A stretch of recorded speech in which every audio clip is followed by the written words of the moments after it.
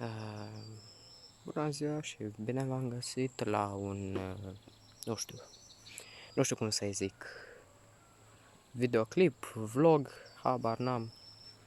E prima tentativă pe care o încerc cu acest telefon, nu știu ce, HDR, AI, habar n-am ce e asta.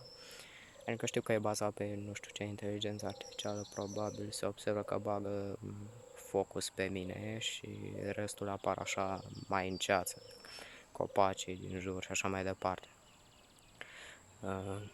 Ideea este că eu aș dori să vorbesc așa, nu știu, pe scurt, despre niște fenomene care mai tipice pentru această perioadă a anului și aici mă refer la sistemele convective, în general la manifestările de instabilitate atmosferică care sunt cât se poate de obișnuite acestei perioade din an. Suntem în luna iulie, într-adevăr luna lui cuptor, în care deja observă că intensitatea acestora oarecum scade, sau nu neapărat scade, dar putem observa o diminuare a acestora, mai ales în distribuția spațială. Asta la nivel climatologic. Acum, în ultimii ani, deja s-au semnalat unele schimbări datorită schimbărilor climatice. Apar aceste circulații din ce în ce mai rapide, mai intense, deci schimbări bruște de poziție a centrilor barici de acțiune care acționează asupra circulației atmosferice la nivel continental, care ne afectează inclusiv pe noi.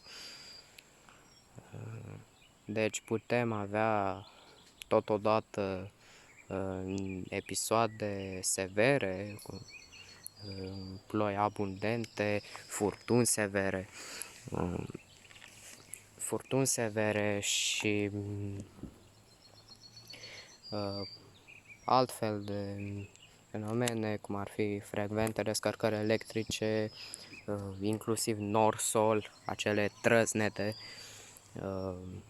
apoi intensificările puternice de vânt, ce polua și aspect de vijelie.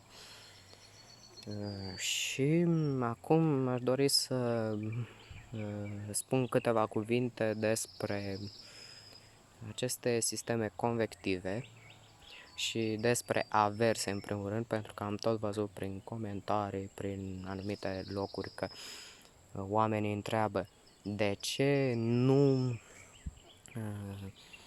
de exemplu ANM a tot dat cod galben, cod portocaliu și nu a plouat mai deloc. În primul rând, codurile au fost date pentru manifestări de instabilitate atmosferică, ne referim la sisteme convective și acum voi ține pledoarie pentru localizarea acestora, deci sunt averse care au caracter local și temporar. Local, deci sunt localizate, sunt izolate cu traiectorii de cele mai multe ori haotice, deci nu respectă întocmai circulația atmosferică la scara mare. Putem avea vânturi de, să zicem, dinspre vestul țării, adică vântul. Circulația maselor de aer, mase de aer care vin dinspre vestul Europei și automat putem observa o direcție a vântului dinspre vest în straturile joase, apoi la altitudine să zicem că poate veni dinspre est și atunci această schimbare bruscă apărută odată cu altitudinea poartă numele de forfecare a vântului. Eu sunt pe bicicletă acum, deci s-ar putea să nu pot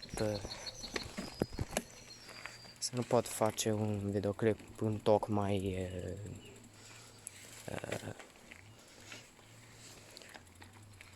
clar, concis, precis și probabil că mă voi bâlbâi în cuvinte, deja cred că m-am bâlbâit și am spus unele informații care pot părea parțial neadevărate, dar încerc să cât mai mult cu putință, uitați-mi bate soarele în cap, să explic cât mai pe scurt ce înseamnă sistem convectiv. Când ne referim la convecție, ne referim în primul rând la mișcările termoconvective prezente la nivelul troposferei. Acestea, parametrul esențial care influențează intensitatea acestor mișcări convective, reprezintă insolația, radiația solară. Cu cât cantitatea de radiație solară primită de Sol este mai mare, cu atât Solul se încălzește mai repede și știind că transportul de aer se face nu de la aer spre Pământ, ci invers, dinspre Pământ spre aer, automat stratul de aer din vecinătatea Solului se încălzește foarte tare. Încălzindu-se, densitatea acestuia crește, scade, pardon, am spus că mă bâlbâi. Densitatea acestuia scade, distanța între particulele de aer crește și acesta va urma o mișcare ascendentă. O mișcare ascendentă care poate fi intensificată de cantitatea de vapor de apă conținută în această particulă de aer. Particula aceasta din meteo este echivalentul punctului material prezent în mecanică, la fizică, probabil ați auzit, cei din liceu în general.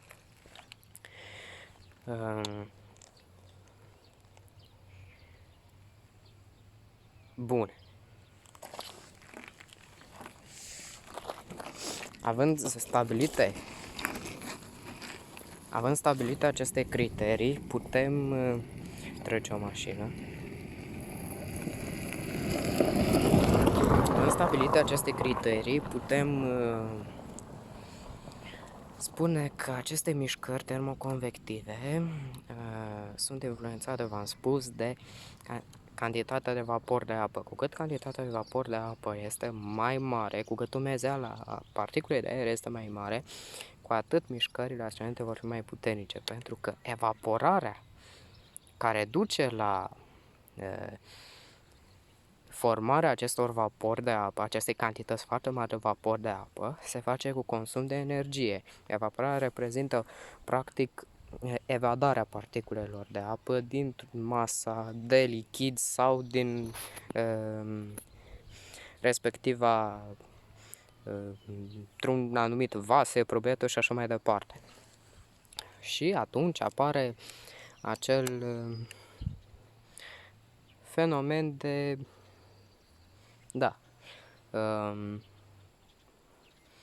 evadare din acea masă de lichid. Și această evadare se face desigur consum de energie. Este ca și cum noi am încercat să evadăm din închisoare și să sărim pe geam. Dacă nu avem energie, nu am mâncat nimic, atunci nu putem sări pe geam. Dar dacă am băgat în noi, nu neapărat mâncare, putem băga o doză de carbohidrați prezentă în potasiu, potatoes, mă gândeam la cartofi în engleză, și atunci putem evada din închisoare, sărim pe geam. Da, la fel fac și moleculele de apă și se evaporă, ajung în stare gazoasă. Cu cât umezeala este mai mare, aerul ajungând la un nivel, la un anumit nivel, într-un mediu mai rece, acești vapori de apă încep să se condenseze, să se transforme în picături de apă. Acel punct se numește punct de rouă. Deci, orice ascensiune mai sus de acest punct de rouă va duce la condensarea vaporilor de apă. Cu cât Dumnezeul este mai mare, de obicei punctul de rouă este mai jos, automat baza norului este mai joasă și dacă tot cantitatea aceasta de vapor de apă este mai mare, ascendența poate continua pe o distanță mai mare de unde și o dezvoltare pe verticală mai mare a norilor. De obicei, vârful norului este nivelul convecției, așa este numit, sau nivel de echilibru, pentru că această particulă de aer ajunge în echilibru cu temperatura aerului înconjurător. Și acum voi încerca să vă arăt niște sisteme care tocmai s-au format pe munte. Se văd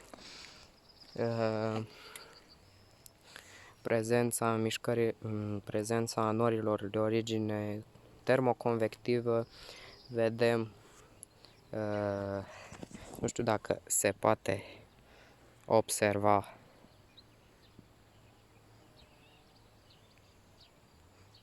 sunt nori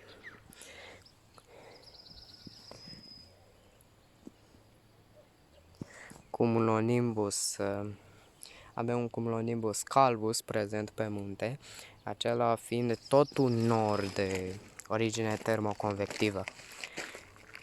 Automat, celulele acestea de furtună, de mișcare convectivă, au o componentă ascendentă despre care am vorbit și una descendentă. De la punctul de echilibru, particula va urma o mișcare descendentă, adică va coborî. Va coborî pur și simplu, ajungând la suprafața solului și se creează astfel un ciclu. Și acest ciclu este ca o celulă, deci este un ciclu up-down, de aici vin denumirile upward, downward, updraft, referindu-ne strict la curenții de aer, care pot fi destul de puternici, după cum am spus, updraft, downdraft. Și acești nori cumulonimbus, v-am spus, parametrul cel mai important care influențează aceste mișcări și această convecție puternică este practic energia de instabilitate, să zicem, care în engleză se numește CAPE, Convective Available Potential Energy, care în română are o traducere cât se poate de pompoasă, destul de aiurea și te cam zgârie pe urechi când auzi, iar s-ar traduce cumva prin energie potențială disponibilă convectivă, deja nu este o denumire corectă din punct de vedere gramatical. Cu cât valorile acestei energii sunt mai mari și de obicei aceasta se întâlnește în condițiile unei umezeli mari, cu cât energia aceasta este mai mare, cu atât potențialul convectiv este mai mare. Sigur, acesta influențează, v-am spus, viteza curenților ascendenți. Dar sunt mulți alți factori care determină intensitatea și dezvoltările finale ale norilor, cum ar fi forfecarea. Această schimbare în direcție înclină cumva curentul ascendent și îl face să nu mai interfereze, să nu se mai întâlnească cu cel descendent. Curentul descendent, care știm este mai greu, este aer rece, automat apare un efect așa de cascadă, deci care pur și simplu ca o cascadă și se împrăștie la un final în toate părțile, tăindu de obicei calea curentului ascendent. Îi taie lanul pur și simplu și norul într-un final se va destrăma. Ei bine, această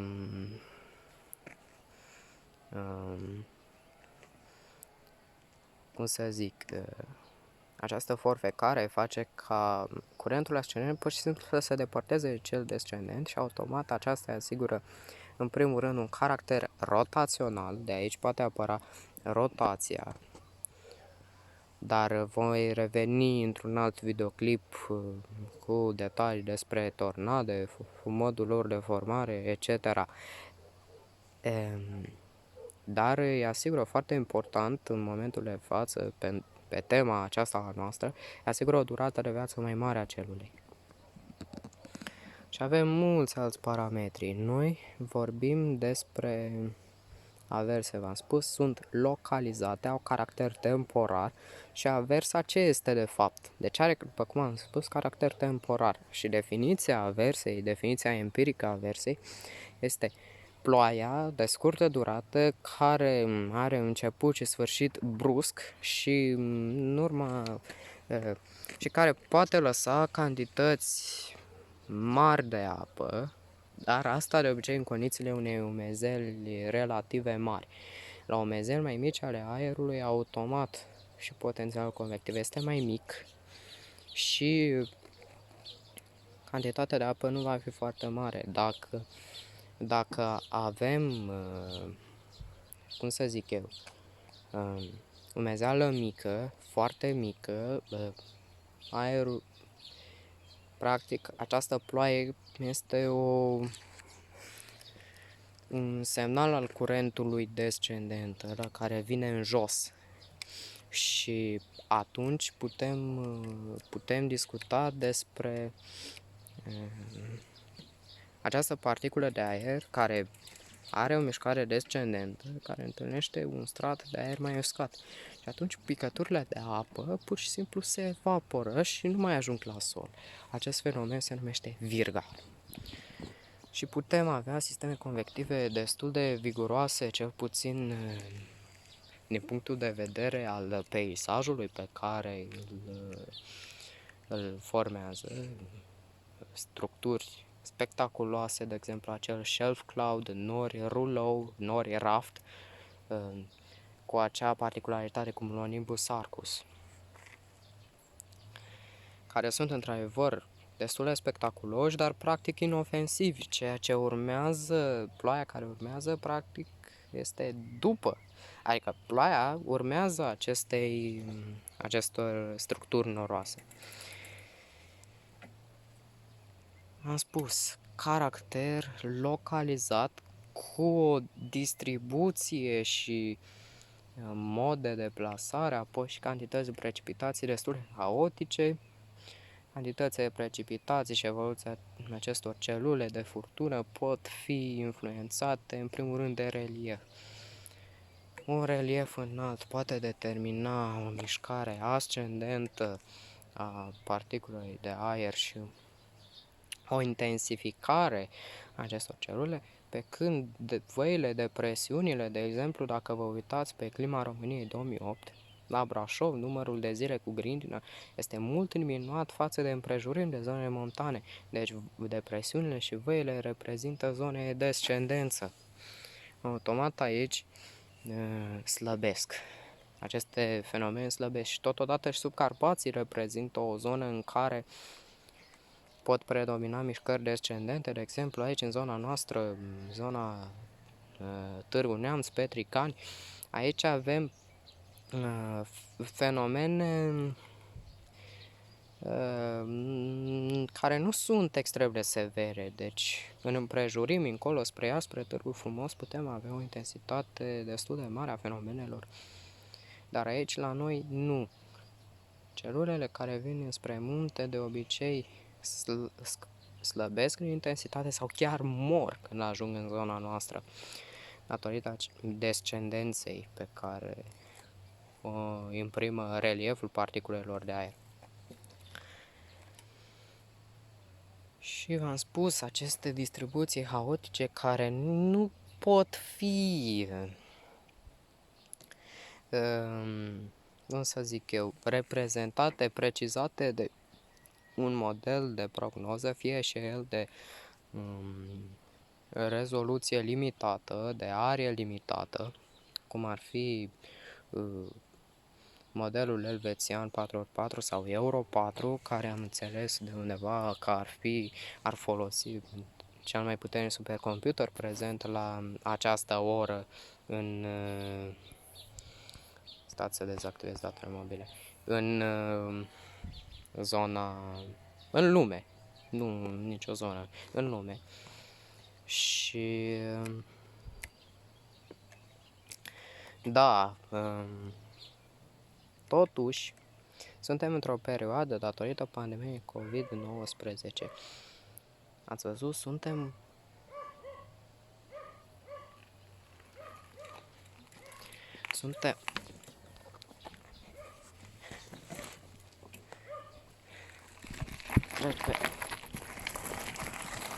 cred că trebuie să plec. Suntem într-o perioadă în care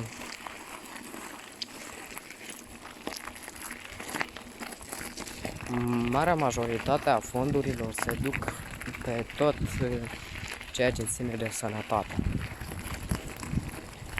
Apoi și aceste măsuri de restricție pentru micșorarea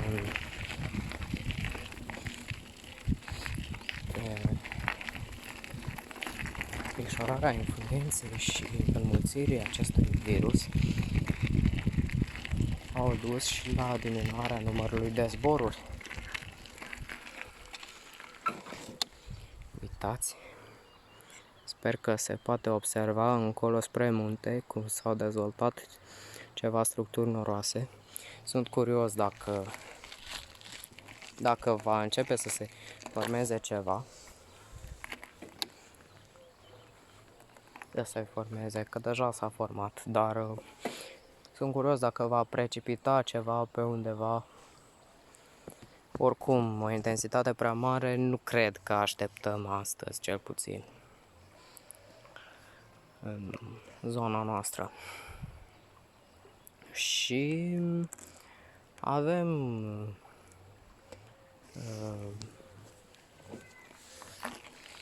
hai să mai merg un pic. Avem modelul Euro 4 care momentan pare că vede cel mai bine distribuția furtunilor, dar nu și cantitățile de precipitații. Întotdeauna supraestimează aiurea rău de tot, dar cred că este cel mai bun model la capitolul distribuție. Dar și acesta dă rateuri, pentru că pentru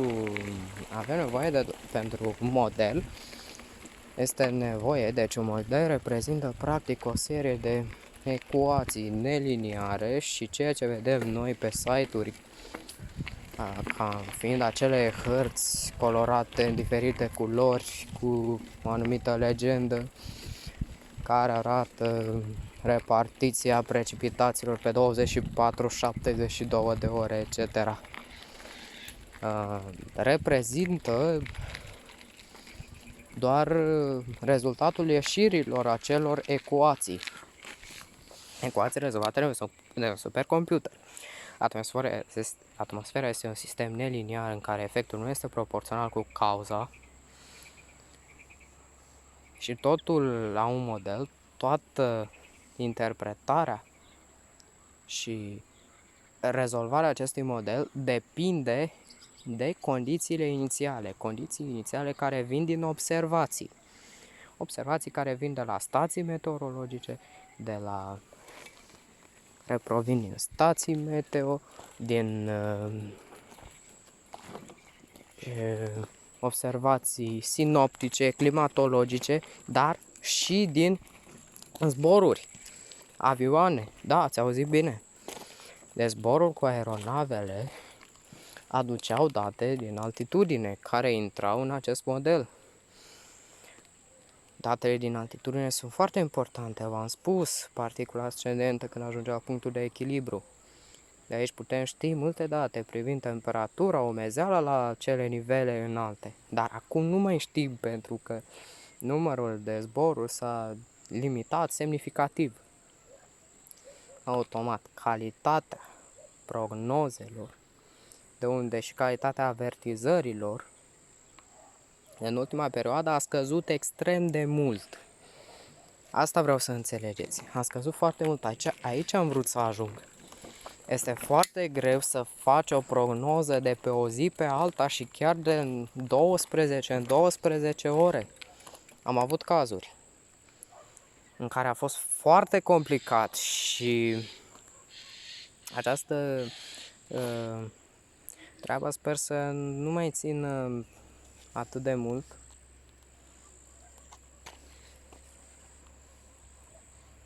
Pentru că la un moment dat devine o problemă. Suntem în perioada aceasta, în sezonul cald, în care manifestările de instabilitate pot fi dintre cele mai severe și pe un interval foarte scurt de timp, care pot să înceapă brusc, după cum am spus. Deci aversa să fie însoțită de tot arsenalul de fenomene specifice instabilității.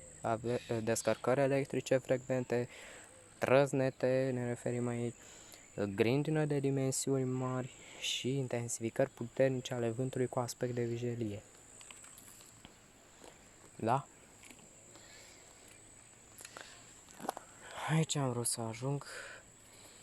De aici cred că termin videoclipul deja, ține de vreo 26 de minute și bateria se descarcă destul de repede. Uitați pe... Nu știu dacă puteți vedea, dar pe munte începe să arate destul de binișor, se observă nicovala, acea nicovală fibroasă, apoi mai jos diferite structuri gen altocumulus, cirrostratus și așa mai departe. Vă mulțumesc că m-ați urmărit și ne vom revedea la noi detalii despre prognoze.